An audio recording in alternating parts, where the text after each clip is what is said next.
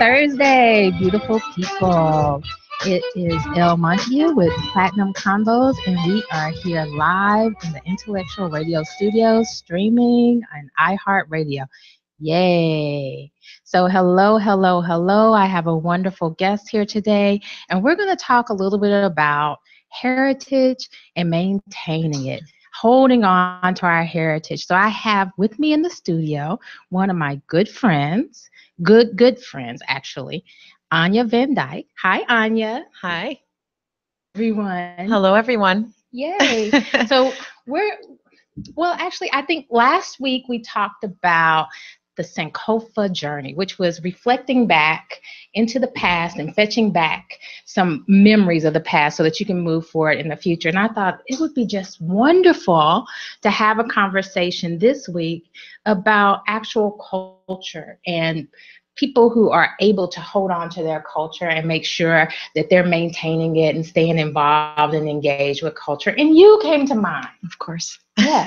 Actually, you know what? You probably don't know this, but I mention you a lot in my shows. Do you really? Yeah, I said my Polish friend. I just call you my Polish friend. I need to do a better job listening then, so I can call you out on it every time. Well, no, don't listen, because then you might hear something that you don't want to hear. Because I'm like, oh, my Polish friend, or my Romanian friend, and I never give a name with it. So as long as it's only good things. Yes. So everyone, this is my Polish friend, and we're going to call her my Polish friend today. And that's where we're going to kind of talk about Polish heritage a little bit and her experience with it. But I'm going to let you give me an introduction, the guests, to say who they are, what they do, and whatever else you want to share about yourself to the audience to get us started. Okay. Well, as you said, my name is Ania VanDyke. I am a chemical engineer by training, and I work in the pharma industry, which is where Lakita and I had the privilege of meeting. It feels like now. So we've had a lot of great conversations over the years, which is why I suspect that she's brought me here today. Since the topic of today's is Polish culture, obviously I am Polish. I am first generation Polish. I was born here in the States. My parents immigrated to the States in the 60s with their parents. Oh, really? In the 60s? Mm-hmm. So I didn't realize this. So were you born at that time, or? No.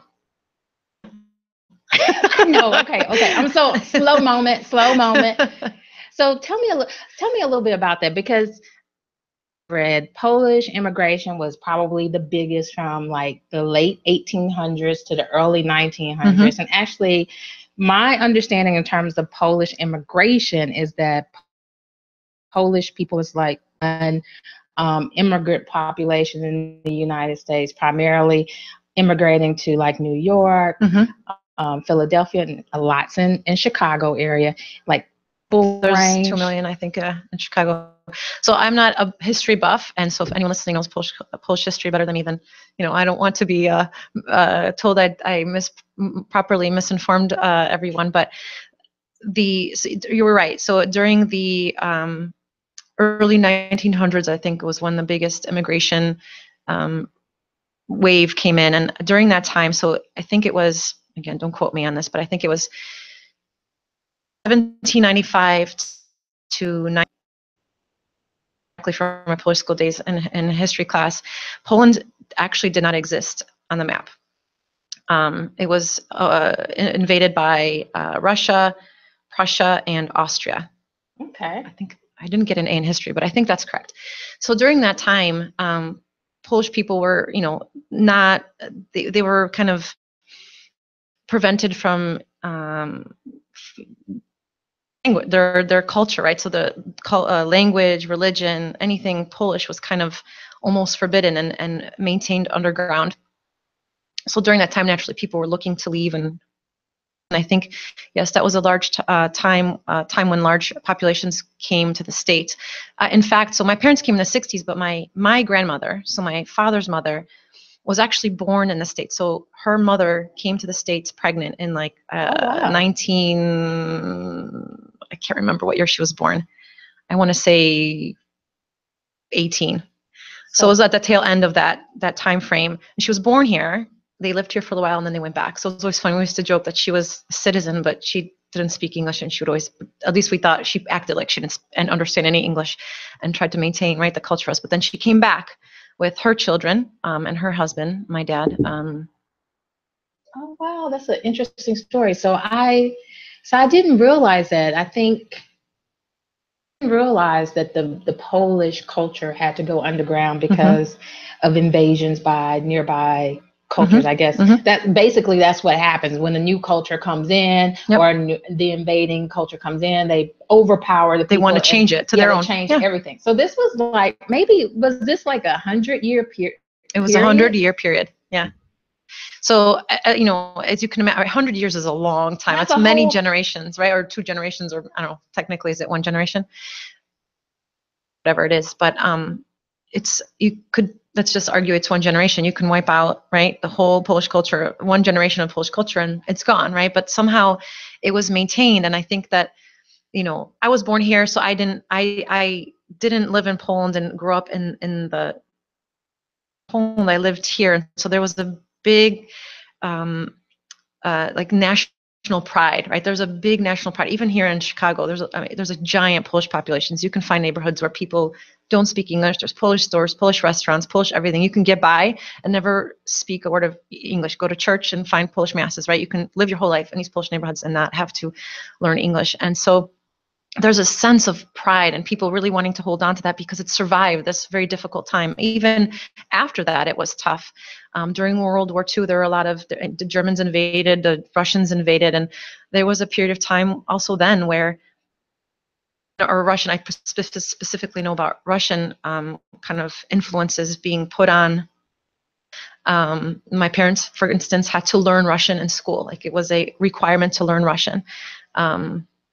So yeah, I mean, there's a big sense of pride and a big sense of wanting to hold on to that. And I think it comes from, like, look what we did, right? We survived a 100-year kind of drought, if you will, right? We were not allowed ourselves, right? To do Polish things and just to be Polish. You're just not allowed to do it. I think that's amazing, because one thing that when I thought of this topic, I thought of you, is because I'm like, okay, you're always doing Polish stuff. Like, you still speak Polish. You know, if I say, and I only know one thing because I'm not Polish, so, but Maybe you are. I like saying, you never know. I like saying Dzień dobry. That's the only thing I can say. So it's evening now, so I can't even say that. It's like dobry noggin. Dobry wieczór.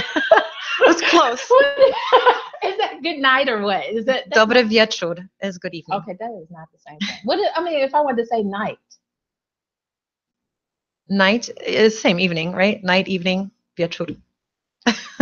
Okay. Well, I'm just going to say good morning and good afternoon all through the day. We'll do some side lessons after the show. Yeah. So, what I always admired about you is that, you could speak the language, you're still cooking, foods, and then you're doing this traditional Polish dance, and children as well, you're immersing them in the Polish culture, and so they're learning the language. They went to Polish school at one time, and now they're doing tutoring or whatever. So it's very admirable that you maintain, and it's almost like you're a Polish person. That's why I'm like, were you born in 1960 or what? So what kept you engaged or kept you connected in such a way that you wanted to continue to do all these different things? Well, I mean, I think it starts with, it's all I knew, right? Where I grew up was pretty much everyone on my street was Polish. The school I went to, we were all kids of Polish descent. Our parents were from Poland. Polish at home, we went to school, we spoke English, and then on Saturday we saw each other again at Polish language school. So it's all I knew for a long time. And I think, another big influence, a couple of influences. One influence was, I had cousins who lived next door that were older than me, and I naturally looked up to, and they did all these things. They went to Polish Scouts, they went to Polish dance, they did all kinds of, Polish focused things. So naturally I wanted to be like them. But I think also, my parents being immigrants, my grandparents, I think it was very important for them to pass that on. I mean, as a child, I didn't speak English, for example. My parents only spoke to us in Polish, and when I went to school, I learned English. And even after that, whenever I came home from school and I started speaking English, it would be, I'm sorry, I don't understand you, even though my parents went to college here and speak English fine. They would encourage us or kind of force us to speak Polish. So it kind of started kind of as my environment. It's what I knew. So, and I think because that was handed down to me, and now I have my own kids and my husband's not Polish. So I feel a little bit of pressure to say, oh my gosh, this could go away with I want to make sure that they have something, hold on to something. For example, my sister, my sister as well. Her husband's Polish, her kids speak very fluently. It's a different environment in their home. So for them, they're like a generation maybe away from that. And my sister's husband was also born in Poland. So you can argue it's a different generation too. But for me, the motivation is like, gosh, I don't know how long this will last on my kind of gene pool, right? So I want to give them something because it's a big part of me. It's all I knew for, life, until I moved away into the suburbs, and then I kind of got exposed and got out of my Polish bubble and got exposed to, other people, other religions, other cultures. So, and I know I saw in myself how during that time, even I kind of was trying to, or I wasn't trying, but I was grasping onto some of those more American ways of doing things, right? So it can go away very quickly if you don't nurture it. A good point, because when I say we, I mean we have this question about assimilation and cultural assimilation, which is basically leaving your culture to the culture of the majority so that you blend and create this melting pot.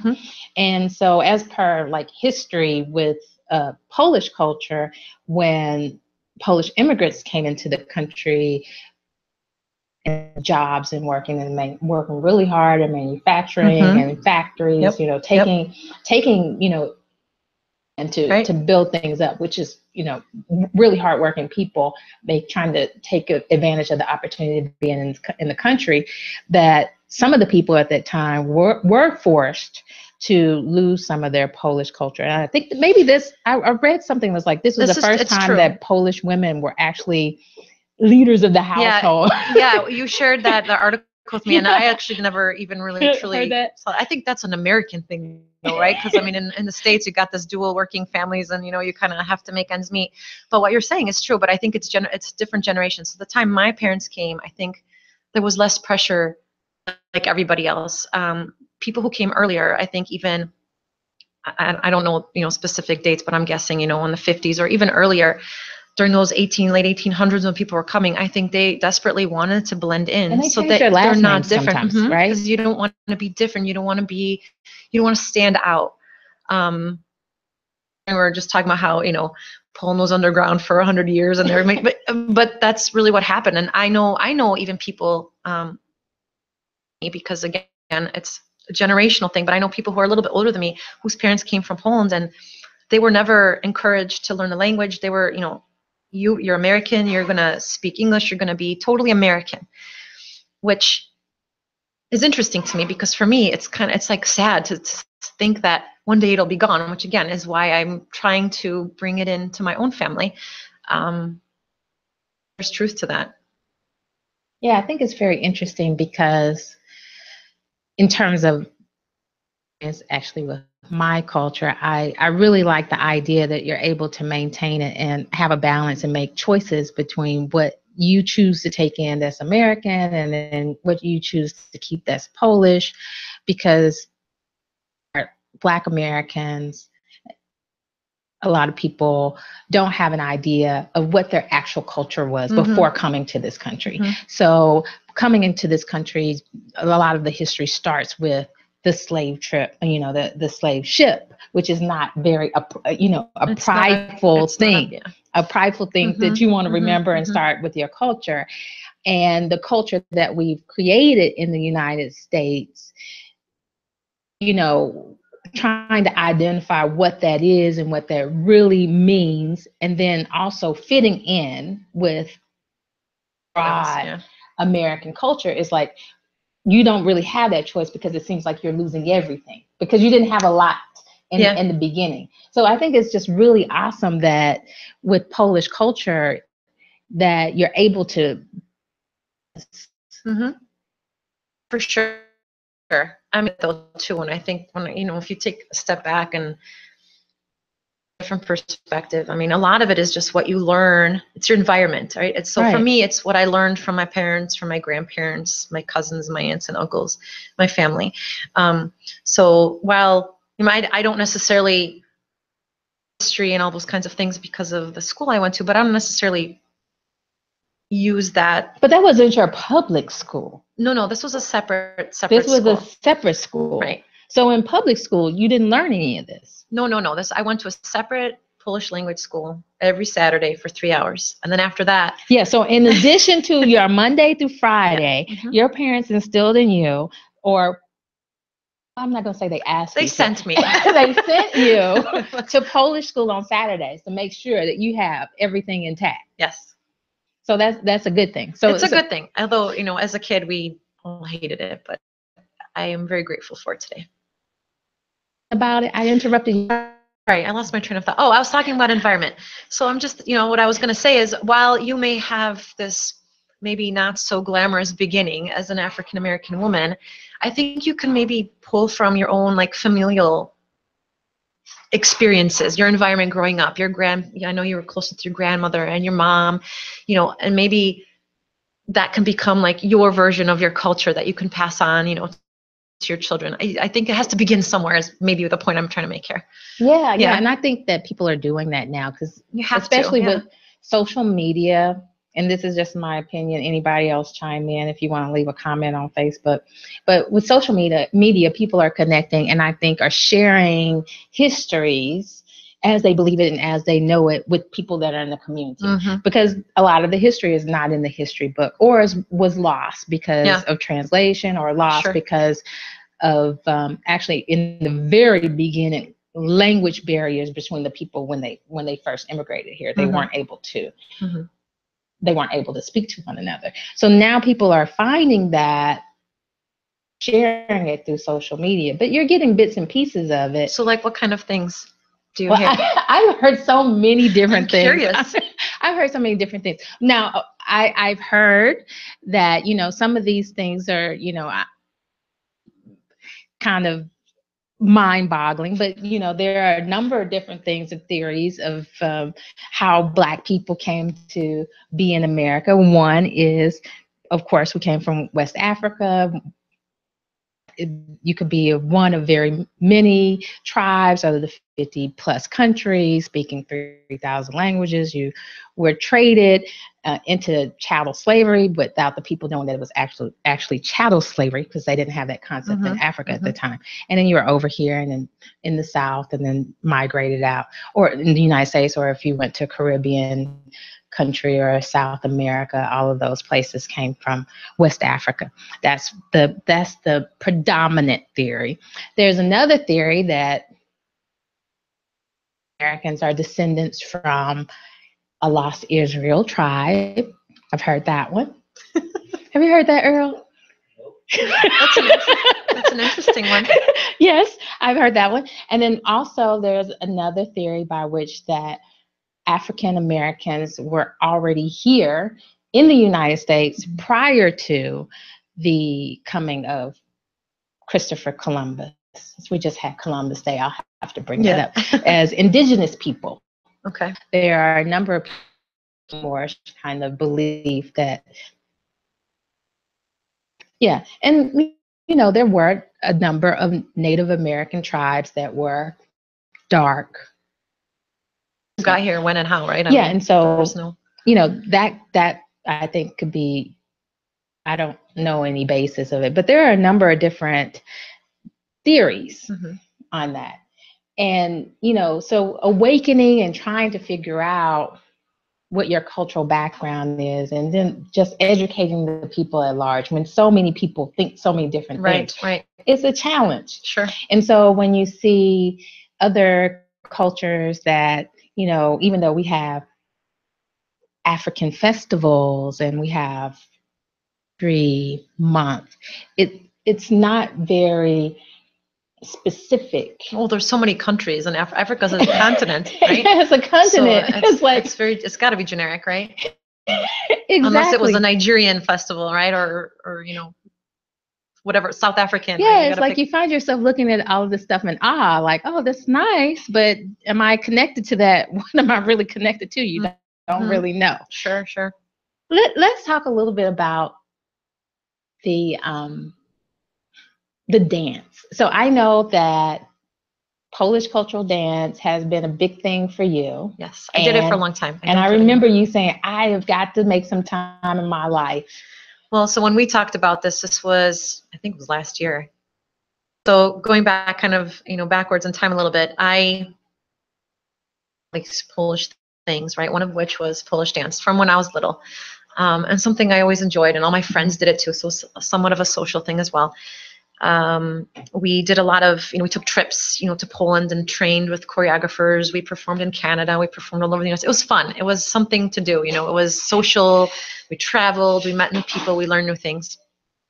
But then naturally, right, I, graduated college, got a job, got married, had kids, and, you don't no longer have time.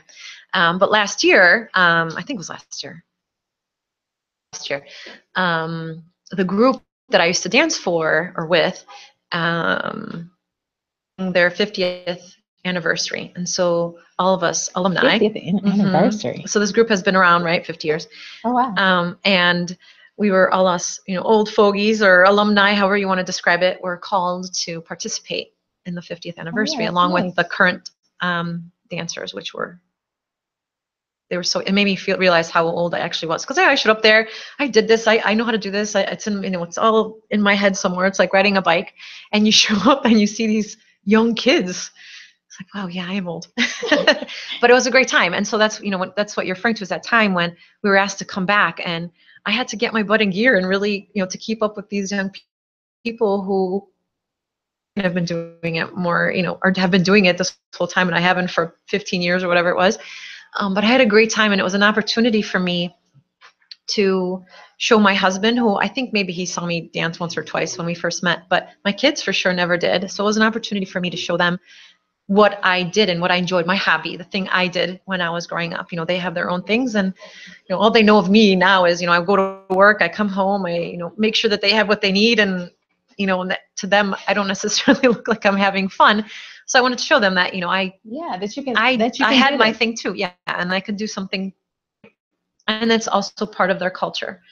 So that's very interesting to me and amazing that you were able to do that and that you were still connected to that. I didn't realize that you actually went to Poland. Mm-hmm. We would go I think it was 4 years, and we would train. It was two week trip. For training. We would train with choreographers and have it was dance groups.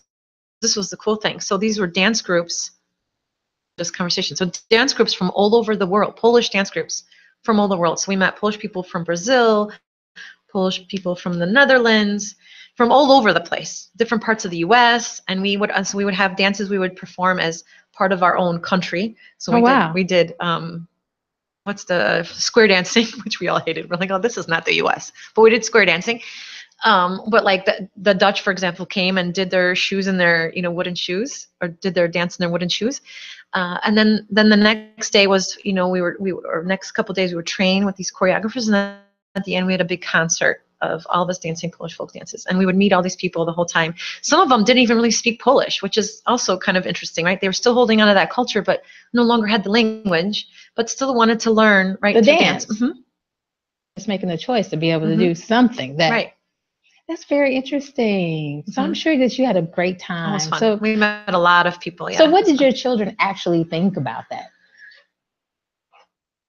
I never asked them, but I think they thought it was something unique, something different, and pretty intense dances. When I have to actually give this background. So when I was in the group, when we celebrated the 25th anniversary, the quote unquote old people came and did like the easy, calm dances, and us younger people did the more intense dances with the lifts and crazy stuff that requires some cardiovascular fitness. Right. You had to be in shape to do it. Yeah. So that was the mindset I had going into this. And when we got there, we realized the new the young kids were just starting out, so they had to learn all those. So they didn't have the experience. The old fogies were assigned these more challenging dances. So I think they were astounded by what I actually can do and how high I can jump, because they probably had never seen me do that. I think they thought it was cool, and I think they had a moment of like, wow, this is where I'm from, and this is the types of, costumes and songs and dances that come from where I come from, and something that they can. And the same reason why 2 years ago I took them to Poland to see. And this actually gave them a chance to start speaking the language, seeing the environment, being there. Realizing that there's a whole country someplace in the world that is like they are, or like I am, because I think it's easy when you're, especially my kids, right? They're growing up in the suburbs. They're not growing up like I did, where the whole street was Polish, right? For me, that was normal. For them, it's, almost sometimes I think, everyone wants to be the same. Right. And so going to a country where everyone is more like them or like their mother, I don't know, because they're kind of, in both hemispheres, I think was interesting for them and made them realize that there are a bunch of people like us out there, right? Right. And I think that makes a big difference. Yeah. Because number one, you're saying and you're instilling into the pride of being Polish, and giving them the background, the foundation, and the roots. But it's another thing for them to be immersed in the actual natural culture in which people feel pride, because that they're actually day-to-day living experience. Right. Just or normal, like we there's certain words they know for different things, and ice cream is a word that they always know, and they always bring up the word. And when you're walking down the street in Poland, there's a sign that says ice cream in Polish, and they were like, oh my god, ice cream on there in Polish. Just things that when you're in Poland, when you're a person in Poland living in Poland, it's really no big deal, but for them it's like, oh my god. Yeah. Yeah. Yeah, and I love that because I keep going back to cultural assimilation because the dualism is so important. But it's also hard. Right. Because you're different. You're different, but you're not. Yeah. You straddle kind of this line, like two planes. You're different, but you're not necessarily seen to be different necessarily, unless you share that. So my husband always laughs about this, but I'll go somewhere. And like recently we went to go get massages, and the lady that was giving the massage came up to me and right away, just looking at me, says, it's like, how do you know? You just know, so it's like, I know when I see someone street, they're totally Polish, they're totally Russian. You just know. But you have to be from that part of the world, I think, and be exposed to all these people to be able to pick that out. But yes, you're right. I mean, to the random person on the street, you're right. No one would necessarily know. And I think that's funny because I do remember a time in which I had like a little and I shared this with you one time before, and I'm going to have to share it with the audience, in which, if I'm with my Polish friends and I started picking up on Polish things and Polish, what do you want to call it? Habits or stereotypes or sayings. If my dad is listening right now, he's probably going to be laughing. So if you're listening, Dad, yes, pay close attention. So one of the things is that Polish people are very thrifty and saving people. Save. And so I know this, and one day I was in my office and we had some very good, and I was talking about this today, plastic containers. Like someone had a lunch and they had these really, really good quality, like plastic containers. Like those disposable ones. Yeah, the disposable ones from takeout. And I nabbed them up because they were so good. I washed them and I put them in my drawer. And one of my coworkers said, "What are you doing? Why are you keeping those?" And I said, "Oh, I'm like a Polish woman. I keep everything that's really good so I can use it again." And then I saw the faces. Like one face was like, what? Like, you're definitely not Polish and you shouldn't be saying Polish things. And I did not recognize or realize that one of the women in the group was actually Polish. So she was like, "Oh, you can't be saying that," And so one of my the time. He said, "Oh, maybe you shouldn't say that." So I was like, "Oh, I'm so sorry. I got myself into a little bit of a fix by saying something that I shouldn't have said. That's not PC." And I know, like, Black people do it all the time, where you have. We already know Bill Maher had a big when he said something, because he's around a lot of Black people, and he said something that he shouldn't have said on TV. But that was something very similar to that. That I'm like, oh, well, maybe I should pay a little bit more attention to what I'm saying. Yeah, I mean, so and we talked about this even before we got here, right? First, I want to say I want to help you and others understand why that is. Why do we like to say things? And it's not everybody, right? I think there's stereotypes in every culture, but this one I think is pretty universal, because I do those things too, and I know my parents do too. And it comes from, times of unavailable. You had to stand in line for bread. You had to stand in line for a piece of meat, and sometimes you got to the end of the line. So you had to figure out some other way, to have your meal that day. I can't tell you how many times my father has told me, oh my God, your kids are so spoiled. They want this huge list for Christmas. I was happy when I got a pencil for Christmas, or, a pair of socks, or because things weren't available. Yeah, they weren't available. So I think it's like inherently coded in their brain to say, maybe a day where this may not be available to me, I need to hold on to it. And I actually give my parents a hard time all the time, because their basement is full of things they think they're going to someday need. And I keep telling them they won't. So that's where it comes from. Yes, I do it. My father does it. My mother does it. My sister does it. My whole family does it. I do it too. And it's a good thing. There's a whole thing now. What is it? Reduce, reuse, and recycle? It fits right in. Yeah, I totally do it too. So I was like, oh, I got to catch myself and make sure that I'm being politically correct. Well, and so back to what your story, the person that you're talking about, I know who she is. And I happen to know she's like third, fourth, I don't know, maybe fifth generation Polish. So I think with each generation, certain things are lost, right? We were talking about that earlier. And so, I think for her, she doesn't even realize that is not a trait or a thing. Or maybe for you to I'm say not things. Being offensive. So she may have taken it a little bit, as offensive. Or maybe she just doesn't realize you have this great network of Polish Or maybe friends, I'm Polish. Or maybe you are. I'm gonna put you in my Polish club. Yeah, I mean, it's definitely possible, even though my DNA test said primarily Scandinavian. I'll tell you what. One of the first, maybe it was the second time I went to Poland with that dance group. We used to stay in like dorms. And I remember one night, and this was back communism had just fallen. There wasn't a lot of things. Like today, you can find anything and do anything, and there's a million channels. But back then, there were like 3 channels on the TV. So we all gathered in this common area. We were going to watch TV, and we turned on like the Polish version of MTV. There were 4 Black guys on the TV speaking Polish. I am not joking. We were all like, what? So and this was like, I don't know, 90 something. We were looking at this TV. How is that possible? They spoke perfect, no accents. Amazing vocabulary Polish. And no joke. So it exists. It could be possible. They probably have Polish friends. Yeah, or they grew up there. I mean, even when I went 2 years ago with my family, we were standing in line at like a food truck. And there was actually, because now in Poland it's different. I mean, there's a lot of expats and stuff. There's a lot of business. And so you've got all kinds of people walking around. But still, there was this young boy. He had to have been the age of my kids.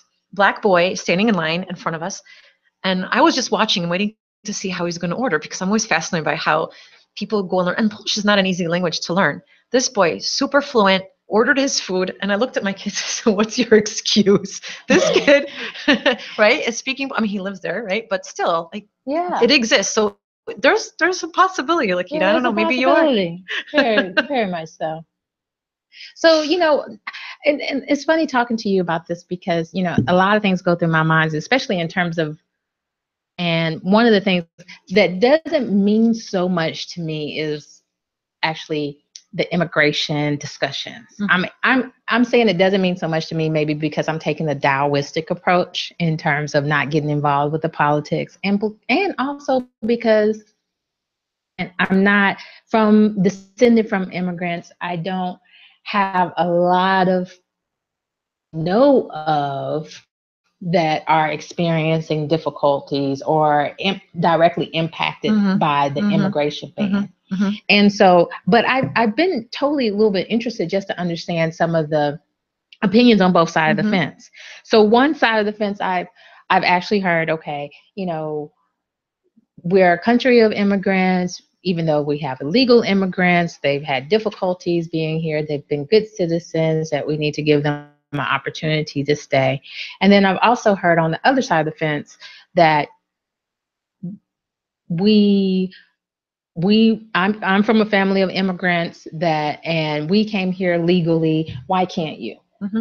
So, just because you're from a family of immigrants, do you have an opinion that you want to share? Or I don't have a strong opinion, but if I have any opinion, I think my family came legally.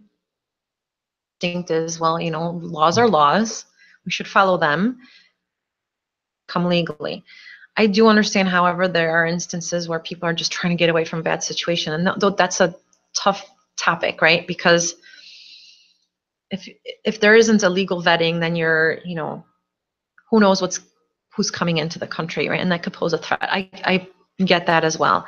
But I have a friend actually whose father remarried. He has children with his second wife. The kids grew up in Poland, the second kid. So she grew up in the States with me, like the same way I did.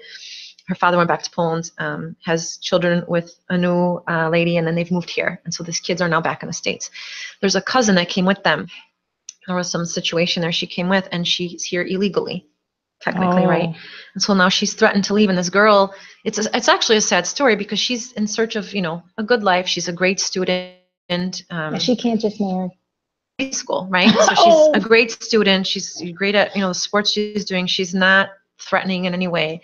But there's a major sense of anxiety over, well, is she going to have to go back to her not so good situation back in Poland? So I see both sides, although my initial response is there's laws for a reason, right? We all have laws for a reason. I mean, if we didn't have laws, then there'd be chaos everywhere, that the laws should be followed. I think there's exceptions, but it's how do you manage those exceptions without threatening, right, the larger population? Yeah, and I think that when I hear it, I do have a lot of empathy and sadness, especially when there are children involved. Yeah, I mean, I try to put myself in that shoes. Like, what if my parents came illegally and I'm here and I was threatened to have to go back? Where would I go? I could go back. I speak the language, but I don't. Yeah, but I just can't even fathom, or even understand what it would be like if the people were to leave.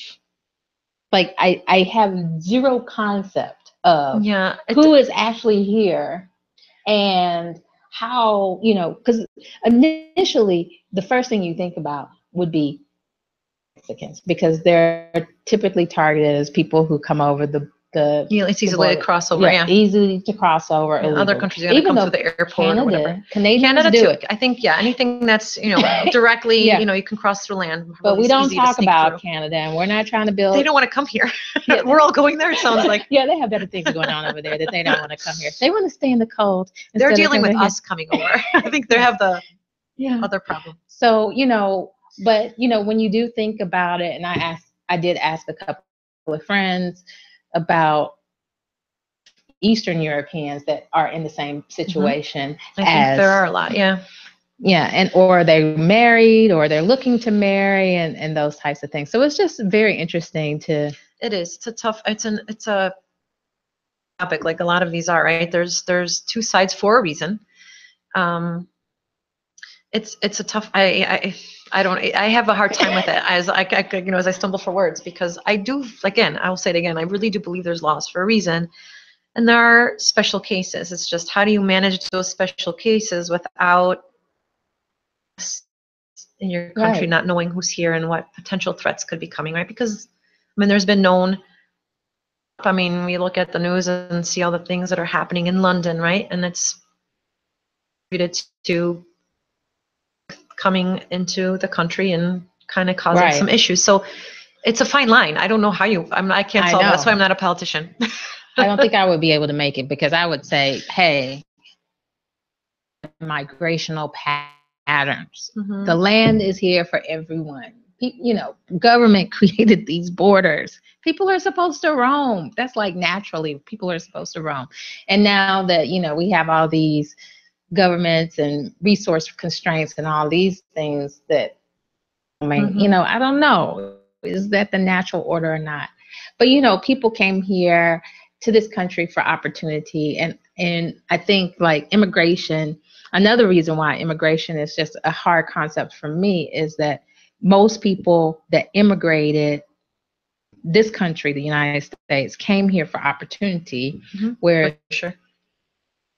Early black people didn't come here for opportunity. You're kind of forced. Yeah, yeah, and it's you're a different, yeah, you're kind of stuck here. Different motivation. A different, totally different motivation. So it's always interesting to me to think about that, so that I can also reflect on and think about, you know, things based on my experiences fit in. So I think, like, you know, for you, it's just very interesting to me again to think about, you know, you coming over, well, your parents coming over and still instilling in you the importance of education, because of course you went into science, a woman in science field, and going into drug development. And I'm just telling you a story for you. Actually going to get your master's degree while you're pregnant with twins. You continued your education, working, you know, like, and then doing all these other things on the side while you have 3 children. So what would you say? You're no different than me, by the way. But I know you work really hard and I play a lot. There is a difference. You do a lot of things though. I do a lot of playing. I do a lot of playing.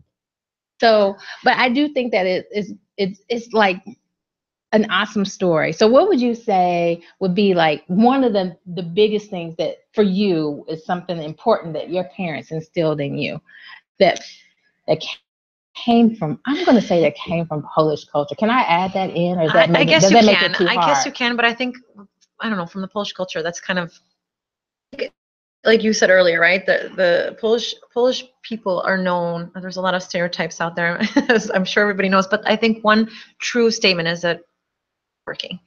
So that is definitely something they instilled. But when you grew up listening to, this is what things I would hear. Right? My parents came when my dad was in high school. My mom was middle school aged. Spoke a word of English before they moved. They went to school, had no idea what was going on. Made it through high school, went to college, and all this with a dictionary in their hands the whole time learning. They didn't have Google, right? They carried a dictionary around and they figured it out and became educated. My dad has a master's degree. My mom is a pharmacist, right? So growing up, this is you know, if you get a C in English class, how did you get a C? You speak the language. You were born here. And the pressures were there, right? I mean, if your parent says, I went to school with a dictionary and I accomplished this, what's your excuse? So it's funny. I used to hate that, right? Because it puts some pressure on you. Yeah, it really does. Well, you're putting pressure on me listening to it. But guess what I say to my kids? Do you know what your grandmother and grandfather did? Right? And because that hard work, that perseverance, that drive to do things for yourself and for your family and to establish yourself, I think are important. Important in life, of course, as well. You know, making sure you're well-rounded and, you know, all that kind of stuff, but education is a big deal. I mean, even my grandfather reminded me on a regular basis when I was small that he came to this country, he came here, he worked in a factory, he survived crazy things when he was in Poland during the war, and they came to this country, he worked in a factory to put my mom through pharmacy school, and my job was to take, basically, right? And I was told from a young age, you are going to college. There's absolutely no ifs, ands. I never crossed my mind that I wouldn't, right? Because it's just what was expected. So culture, maybe, I think, I don't know the statistics, but I'm pretty certain that there's a high percentage of Polish people in Poland who are educated. Education is an important thing. You know, arts, you know, learning music, all these things. And I think food. Food is important. Food is important everywhere. I think every culture has important food. I mean, Italians, right? They probably win the prize there. But I think pick, you know, that would be it. And again, my grandfather would tell me stories of how. So where he lived in Poland, it's today Ukraine. So when the Russians came in to invade, they came in, knocked on the door, and said, "All right, you know, his dad, my great grandfather, was taken to the military, I believe, and he was left with his sisters and his mother, and they were taken to Siberia on like animal trucks and jumped off at this work camp. And he had to work at this work camp and herd sheep and wear rags on his feet because he didn't have shoes and kill sparrows for his family. I mean, it was rough stuff. Like, well, what's my excuse, right? I mean, how can I, you mentioned earlier, you know, I went to grad school with twins. It never crossed my mind to say, oh my God, I'm pregnant with twins. I can't do this, right? It's Never people crossed do your mind. worse things. I can do this, right?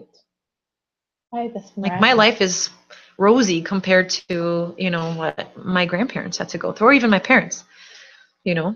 To make sure that your life was successful. Mhm. They endured. So what would you say or inspires you in such a way that you want to see some change in the future? I'm making the assumption Oh my of change because everything is changing.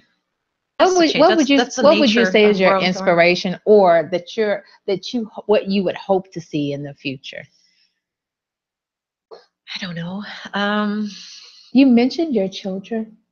Yeah, I mean, for sure. I want my kids, you know, like we were talking about, you know, instilling the culture in my kids, but more importantly, I want them to grow up to understand. I mean, I think they're living in this world where, yes, they're learning the Polish culture, their own American, right? And then they've got, where they go to school, they're exposed to many other different cultures. So I like the idea that, you know, they hold on to what is their background, but also have a respect and understanding for other people. Everyone's different. Everyone has their and good. We all do. Polish people do.